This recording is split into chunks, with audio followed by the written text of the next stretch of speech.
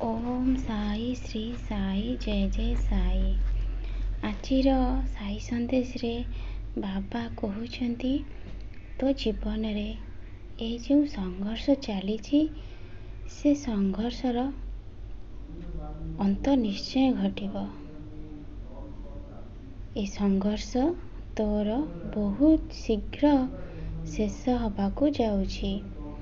ତୋର ବ୍ୟସ୍ତ ହେବାର କୌଣସି କାରଣ ନାହିଁ।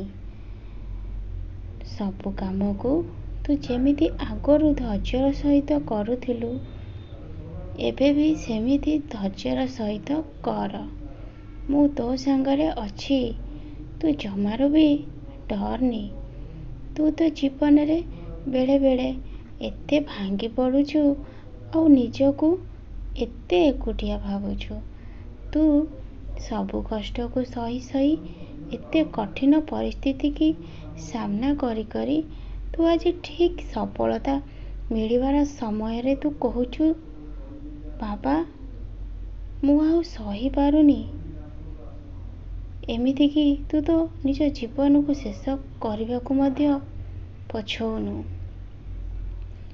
ଏହି କ'ଣ ତୋ ବାବା ପ୍ରତି ତୋର ଭଲ ପାଇବା?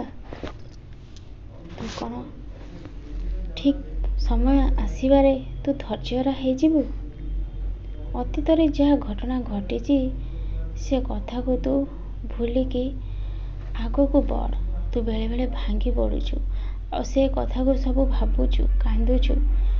ସେ ତ ଯାହା ହେବାର କଥା ହେଇସାରିଲାଣି। ବର୍ତ୍ତମାନ ତୁ କ'ଣ ତୋ ନିଜ ଜୀବନକୁ ନଷ୍ଟ କରିଦେବୁ?